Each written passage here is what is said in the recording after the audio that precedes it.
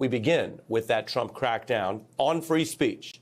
Really no other way to see it. James Comey's interview with Nicolle Wallace, which we were just discussing and, of course, wrapped up just about half an hour ago, lays out how he says the Trump administration is trying to scrutinize what is protected speech, or in Comey's case, and we're going to show you exactly what he said, speech that in no way had anything to do with, he says, any violent or illegal intent. And yet the FBI director who served until Trump fired him is now being questioned by the Secret Service. Comey recounting 2 investigative interviews he's done with the Secret Service. He called them professional, but he also completely opposes and debunks what is the reason or predicate for this current probe, the claim that his post of a photograph of seashells spelling out 8647 could be logically construed as a call to violence. I thought, what a clever way to express a political view. The shells were the same color for each of the letters, with different colors for the letters. It took a lot of work. Somebody with artistic flair did that, and I have a hard time believing it was anybody with a dark intention, and it certainly was no dark intention on my part, on my spouse's part. Comey speaking carefully about that exact matter, and he is, of course, not only the former FBI director, he was a longtime lawyer and prosecutor himself, so he understands that when you're in this situation, you do have to address the claim, however thin the facts may be. He also noted that 86 is fairly old slang that usually refers to removing an item or a shop being sold out of it. President Trump has not hid his desire to target many perceived opponents with a range of so-called investigations or threatening arrests or even indictment and jail. And the evidence here is that this is an effort to crack down on free speech rather than, say, a freewheeling law enforcement effort to just make people safer. Now, if you have selective prosecution, that is more than just someone calling for it, but someone being indicted on, say, targeted grounds, not based on the law, well, that itself can be tossed out or illegal. In Comey's case, we have the extra layer here, an effort that would appear to try to turn the very law enforcement leader who stood up to Trump, memorably, into some kind of proclaimed alleged criminal tied to violence through the link of seashells. Now, Trump already broke the traditional 10-year term tradition for FBI directors when he fired Comey, and he admitted, quite infamously, that he viewed it as linked to or potential alleged retaliation for Comey overseeing probes that touched on Trump or his aides. That's the FBI's job, of course, when warranted. Trump then appointed a new FBI director to replace him, and another one to replace that one when he came back into office this year. That director now criticizing Comey while suggesting that it might be too late to dig into any past alleged conduct from Comey's time in office. You mentioned Comey, Strzok, and the rest. They've got TV shows. They've got media platforms. They're fine. There's been no accountability. Well, look, it's a fair criticism, but what I will tell people is we weren't here in the FBI in the last 5 years when we had statute of limitations that were still in play, where we could have investigated criminal conduct. Most of these statute of limitations are 5 years old. And we will investigate criminal conduct where we find a righteous case to do so, and the law and the facts allow us to. So that's your current director talking about the past. But Comey's seashell post is brand new. It may sound like quite a thin basis to go after him, to interview him in the Secret Service, to raise all of this noise, factually and legally. But when you see the new Trump FBI director, new as of this year, talking about how some things are too old, this one does provide this new hook for aides to then follow Trump's many demands to go after Comey. He's long blasted him online. He did again this weekend while saying there should be investigations of others who've exercised free speech or otherwise opposed Trump's election. That includes artists like Beyonce or Springsteen, pushing calls by reposting something that refers to an illegal military tribunal that could be convened for former President Obama.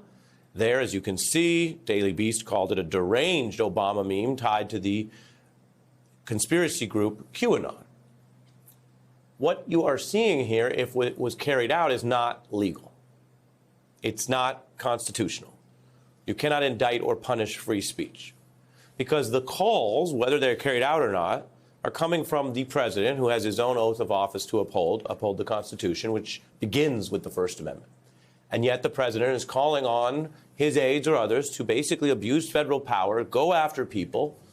For what exactly? For exercising free speech in many cases, which is a right protected by the Constitution, which is essential to democracy. There can't be free elections if one side is totally muzzled or afraid to talk or arrested and prosecuted for exercising free speech. And there are many countries where you can see that decline and how it goes.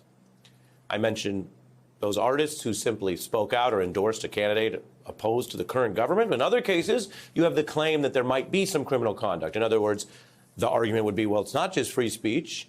If you think Comey was using seashell code that means whatever Trump or the government says it means. Now, many have at times minimized Donald Trump's long established record in this area. You'll hear talk about it's just his tone, or don't take him literally, or he exaggerates, or that even if it sounds bad, the system will respond and hold him back and hold the line. But as Nicolle Wallace noted during today's interview, some key parts of the system are now folding, and folding worse and differently than in, say, the first term. That includes Wall Street law firms, some of them surrendering to Trump orders, which looked unlawful when issued, and to be clear, since they were issued, some of them have already been paused in court. We haven't yet gotten a final resolution on whether you can target individual companies, bankers, or lawyers just because you disagree with them, but most precedent runs against it. I want you to listen right now to what Comey said with a sharp warning on that very issue on MSNBC today. We've seen law firms knuckle under, and that is a very bad thing. They shouldn't have done that. Now, in fairness, those firms, people shouldn't think of them as lawyers. They're mostly bankers that dominate those big firms. They must have never seen a mob movie, because you give the mob a piece of your bar, first thing they do is bring their friends in to drink for free, then they burn it down for the insurance. They will be sorry they made a deal with this administration. Giving in shows weakness. Weakness invites more abuse, and they'll keep roughing you up. That's Comey's very specific comparison to what these firms or bankers gave into. Now, these targeted institutions have to decide this in real time. Some, like Harvard, are fighting, and they found pretty quickly the Trump administration began to slightly back off. There was some moment where the Trump administration says, well, we didn't necessarily mean that. It was a mistaken email, after picking that fight. Others, though, weighing how to fold or settle cases. News organizations also have debated how to handle these Trump lawsuits coming from a very vindictive current president. Comey's warning about the danger of those deals actually echoes in all of these areas, because Trump has gotten some news organizations or their parent companies to settle, to pay him, but then he just wants more. For example, he is now threatening or vowing to potentially sue ABC News for what looks like journalism. They're reporting on Qatar's controversial proposed gift of a $400 million plane.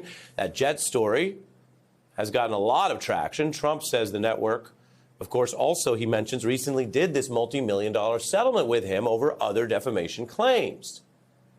Now, ABC's reporting on that jet gift idea has proven impactful. Trump, on the record, initially acknowledged the truth of parts of it and defended taking the jet. Now, then, of course, it's become a big scandal. It's cost him Republican support and criticism, and maybe he's starting to look at it differently if he's going after one of the outlets that reported the thing that he said he wants. He wants the jet, he said. He said it'd be stupid not to take it. But the point tonight with the Comey of it all is that ABC is facing legal heat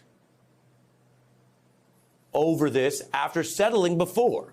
And that's something people warned them about even before Comey today. Here's an article from a legal publication that suggested then a settlement with Trump would set a bad precedent in these uncertain times. And now he's going right back after them, which plays out the Comey warning. You settle, you give in, you pay a lot over one thing, but you got to get up the next day and report the news. You may find yourself getting attacked as the one who's more likely to settle or facing that perception. And obviously, we are not reporting out that entire case or second-guessing every aspect of it. Frankly, the details are complex. But the point seems clear. Settling with that particular plaintiff did not quiet that plaintiff from going right back on the attack and threatening another lawsuit. Now, Trump is doing all this amidst pushback. The Supreme Court dealt him that big loss on Friday. which blocks the claimed war powers for deportations. Trump rounded out this weekend with calls for what sound like likely illegal government actions, sharing a post with material that basically talks about an idea that could endanger the lives of the Supreme Court justices who just curbed his powers on Friday. A seemingly brazen message that comes as he claims that Comey's seashells were an improper threat, but it is Donald Trump sharing this message to many followers, which discusses an idea or a claimed piece of content, because he's sharing it, right, about releasing terrorists near where the Supreme Court justices live, near their homes. Now, Trump's aides, they know the drill. This does go back to the first term. These public posts, whether they're on his current media platform or back when he used to use X, Twitter more, they're his version of policy, very clearly announcing what he wants to happen. But what we're seeing now is Trump aides testing whether they can go farther and just do a kind of wholesale abandonment of law enforcement on the things that they just don't care about or want to undercut. That's from laws on equal rights to safety rules. Just stop enforcing them writ large. When you look at that up against other areas where Trump is under fire or criticism for self-dealing, for crypto scams, but then they pull back on crypto enforcement. Then you look at him calling for these investigations or worse against people for exercising their free speech, and then DOJ in something that wasn't a big announcement, but that the Post is reporting, says, oh, maybe we want freer hand to go after politicians without these layers of review. What you see is this agenda that so many people minimized or said, don't worry about that, is actually not just happening. It seems to be a frontline urgent priority for this Trump administration.